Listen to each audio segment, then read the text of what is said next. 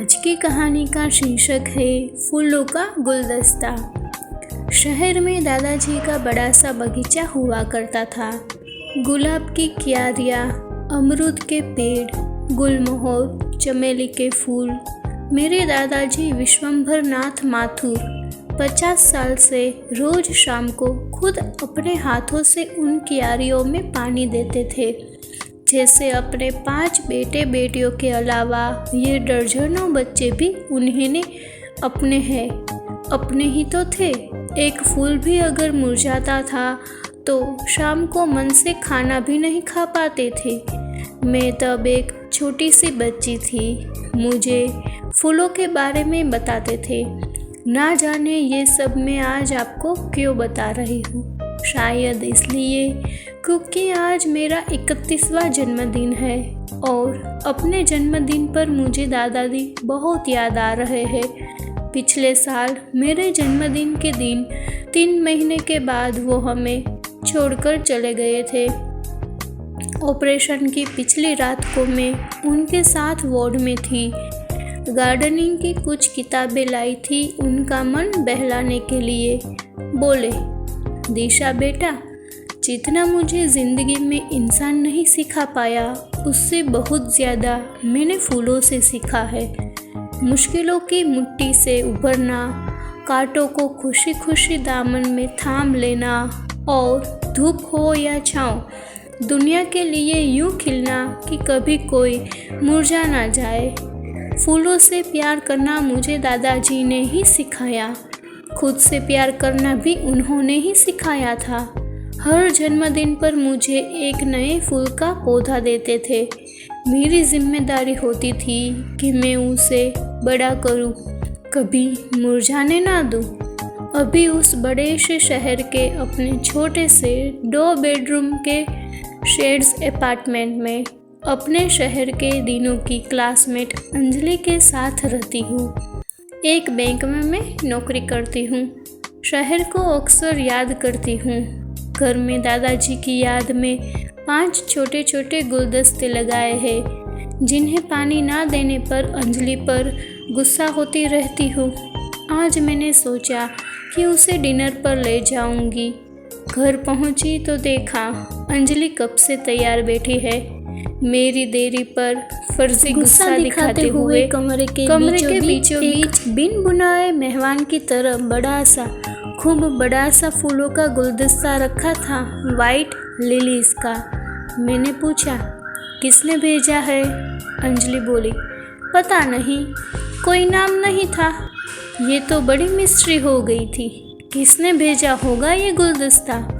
अंजलि का नकली गुस्सा कुछ ही देर में फाकुर हो गया। हो भी क्यों ना, वो मेरी बेस्ट फ्रेंड जो है। ऑर्डर करने लगी रोज की तरह, ये पहनूं या वो पहनूं, ब्लैक ड्रेस और वो पर्पल वाला नेकलेस जो प्रशांत ने दिया था। प्रशांत के बारे में बताया नहीं आपको, मेरा एक्स बॉयफ्रेंड। खैर छोड़िए, अंजलि का ऑर्डर टालना मुश्किल है। वो मेरी माँ, मेरी बहन और बॉयफ्रेंड, सारे रोल 2 in 1 हैं। बड़े शहर में मेरे शहर का इकलौता कनेक्शन है वो। अक्सर जब खाली बैठते हैं तो हम पुराने वक्त की बातें करते हैं, हंस लेते हैं और थोड़ा रो भी लेते हैं। अंजलि बार बार कहती रहती है, ये फूल किसने भेजे हैं भाई? ये मिस्ट्री कैसे सॉल्व होगी? कौन है तेरा ये सीक्रेट एडमायर? हम दोनों तैयार हो गए। अंजलि बोली, एम्बुलेंस सर्विस का नंबर है? मैंने कहा, क्या हो गया? बोली, तुझे देखकर लग रहा है कि लाशें बिछने वाली हैं आज। तैयारी रखनी चाहिए ना। हम अक्सर इतने खूबसूरत होते नहीं हैं जितना हम हमारे चाहने वाले महसूस करा देते हैं। शुक्र है कि वो ऐसा करते हैं, वरना खुद को नापसंद करने के 100 कारण तो हम ढूंढ ही लेते हैं। यूँ भी बड़े शहर में 30 से ऊपर का होना और सिंगल होना आपके स्वाभिमान, आपके सेल्फ रिस्पेक्ट को लगातार चलती एक छोटी सी हथौड़ी की तरह छिलकर रख देता है। खासकर तब जब दुनिया कहे कि आप तो सुंदर है, काबिल है, दिलचस्प है आपका साथ, लेकिन फिर भी प्यार ना मिले, जिसके लिए खुद ही खाना बनाने का मन करे, जिसके लिए सजने का जी करे। हम सब चाहे जितनी आज़ाद ख्याल फेमिनिस्ट बन जाए, कहीं ना कहीं हमारे अंदर वही मासूम सीधी सादी लड़की है जो बचपन में माँ को किसी भाई की शादी में सजी धजी बनारसी साड़ी में ढेरों चुड़िया पहने देखकर सोचते हैं कि हम कब एक खूबसूरत दुल्हन बनेंगे। तब से अब तक मेरी जैसी हज़ारों लड़कियां सच्चे प्यार की तलाश में 30 साल गुजार देती हैं और फिर सोचती है, अरे हम तो अकेले रह गए। अकेलेपन के इतिहास में 2 सिंगल लड़कियों के इस अपार्टमेंट के लिविंग रूम के बीचों बीच खड़ा था बिन बुलाए मेहमान, ये फूलों का गुलदस्ता। तन्हाई बुलाने का इंजेक्शन सा लग रहा था। क्या अंजलि सही कह रही थी? सचमुच क्या किसी सीक्रेट एडमायर ने भेजा था? ये कौन होगा? किसने भेजा होगा ये खूबसूरत फूलों का गुलदस्ता? हॉल से बाहर निकले तो मैंने फिर से उसकी ओर पलट कर देखा, जैसे प्रोस्पेक्टिव पति मिल गया हो और उसे मैं छोड़कर नहीं जाना चाहती थी। रिश्तों के मामले में काफ़ी अजीब सा रिकॉर्ड रहा है मेरा। शहर में कॉलेज के दिनों में कभी ये सब सोचा ही नहीं।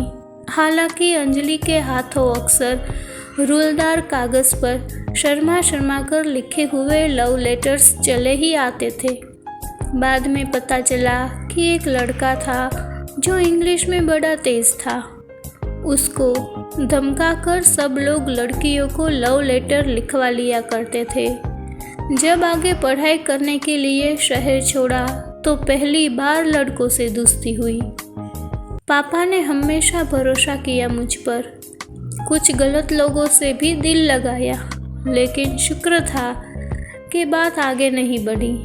बात सिर्फ एक शख्स के आगे बढ़ी थी, प्रशांत से 4 साल चला हमारा रिश्ता। मैं शादी करना चाहती थी उससे। ज़्यादातर लड़कियां ज़्यादा वक्त लगाती है ये कहने में, ये मान लेती है कि जब प्यार हुआ है तो ये नेचुरल है, स्वाभाविक है कि अगला कदम शादी ही होगा। इंतज़ार करती रहती थी कि प्रशांत ही एक दिन प्रपोज करेगा शादी के लिए। एक दिन वो बात करने घर आया। मैं सजकर तैयार हो गई।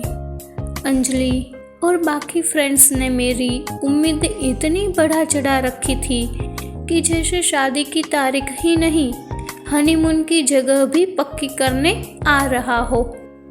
लेकिन प्रशांत ये कहने आया था कि वो कमिटमेंट करने से डर रहा था। वो मेरे लायक नहीं था, मुझे किसी और से शादी कर लेनी चाहिए, वगैरह वगैरह। मैं सुनती रही। उसके जाने तक आंसुओं को रोक कर रखा और फिर उसके जाने के बाद उन्हें रुकने ही नहीं दिया। तो तुझे क्या लग रहा है, किसने भेजे होंगे ये फूल? प्रशांत ने? अंजलि ने कहा। मैं कुछ नहीं बोली। कभी कभी मेरे मन की छुपी हुई बात अंजलि ही बोल देती है।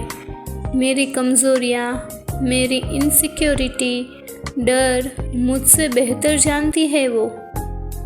शायद मैं उससे जलने भी लगी थी कुछ।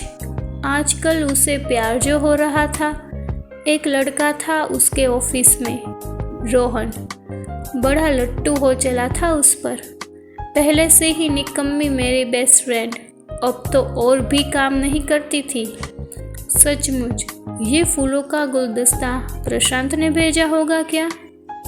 प्रशांत क्यों भेजेगा मुझे फूल यार? मैंने अंजलि से कहा। हम रेस्टोरेंट में थे, टेबल मिलने का इंतज़ार कर रहे थे और अंजलि का दिमाग उन फूलों के गुलदस्तों को लेकर मुझसे भी तेज़ चल रहा था। फूलों के साथ एक छोटा सा कार्ड आया था जिस पर काली स्याही से लिखा था, happy birthday Disha. Lots of love, उसे मैं कम से कम 30 बार पढ़ चुकी थी। हैंडराइटिंग पहचानी हुई नहीं लग रही थी। ये हैंडराइटिंग क्या प्रशांत जैसी नहीं लग रही है? जब वो मेरी हथेली पर अपने महंगे फाउंटेन पेन से दिशा लिखता था तो कुछ ऐसा ही लिखता था, लेकिन मैं अंजलि से कहना नहीं चाहती थी। हालांकि उम्मीद का एक पौधा मेरे मन में जन्म ले चुका था। हमें टेबल मिल गई। अंजलि ऑर्डर करने लगी।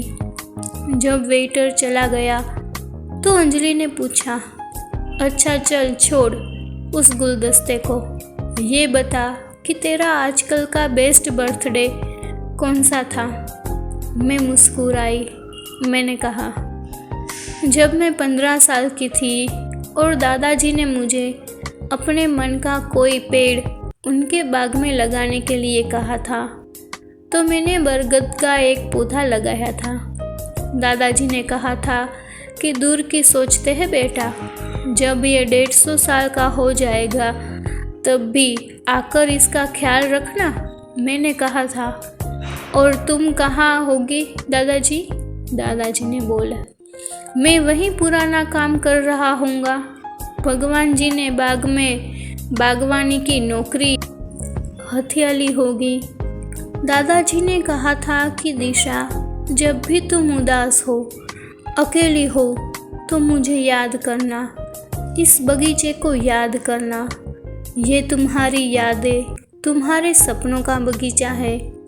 जब खुद से बहुत दूर चली जाओगी तो आंखें बंद करके यहीं वापस आ जाना, इस बगीचे में जहाँ तुमने सपना देखना सीखा। आज मैं अकेली थी, उदास थी, फिर से दादाजी को याद कर रही थी। सब कुछ तो था जिंदगी में, लेकिन फिर भी सब खाली खाली लग रहा था। तुझे क्या लगता है वो ऊपर के फ्लोर वाले लंबू ने भेजा होगा गुलदस्ता? बहुत देखता है तुझे, या वो जिम वाला पागल टाइप का जो है? लेकिन उसे तमीज़ नहीं होगी यार, वाइट लिली की। सोचने दे बिंगो। मेरे ऑफिस में एक लड़का है जो तुझे पार्टी में मिला था, फौरन क्रश हो गया था तुझ पर उसे। मैंने उसे बताया भी था कि आज तेरा बर्थडे है। अच्छा है, बुरा नहीं है, मैंने कहा। एक सेकेंड आई। मैं वॉशरूम की ओर चलने लगी और एक नंबर डायल किया, अपने एक्स बॉयफ्रेंड प्रशांत का नंबर। प्रशांत के फ़ोन पर घंटी बज रही थी। उसकी कॉलर ट्यून अभी भी वही पुराना गाना था, आज फिसल जाए तो हमें ना उड़ाइयो। मेरे चेहरे पर मुस्कान आ गई। कितना लड़ती थी उससे इस गाने को लेकर कि अब तुम मेरे साथ हो, इस दिल फेंक गाने को हटाओ। लेकिन प्रशांत तो प्रशांत था, वो तो पार्टीज में भी वो ही गाना गाता था, ठीक ठीक गा लेता था। लड़कियां जो हमारी कॉमन फ्रेंड्स थी वो उसके साथ गाती थी, कहती थी प्रशांत अब वो वाला नहीं प्रशांत रहा, अब वो वाला। मैं जानबूझकर राख हो जाया करती थी। एक सहेली थी उसकी, ईशा, कुछ ज़्यादा ही उछलती थी।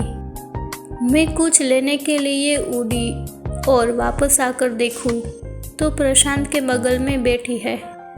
ईशा को लेकर प्रशांत और मुझ में बड़ा झगड़ा होता था। वो कहता था कि मैं इतनी इनसिक्योर हूँ कि उसकी फीमेल फ्रेंड्स बर्दाश्त ही नहीं कर सकती। फ़ोन की घंटी बजती जा रही थी, कोई जवाब नहीं दे रहा था। मैं एम्बेरस फील कर रही थी। बेकार में उसे फ़ोन किया। हाँ, मैं जानना चाहती थी क्या ये फूलों का गुलदस्ता उसी ने भेजा था। लेकिन अगर उसने कोई रिश्ता नहीं रखा तो मैं क्यों उससे पीछे भाग रही थी? शायद मैं उससे प्यार करना कभी छोड़ ही नहीं पाई थी। फ़ोन की स्क्रीन पर सवाल आया, रीडायल।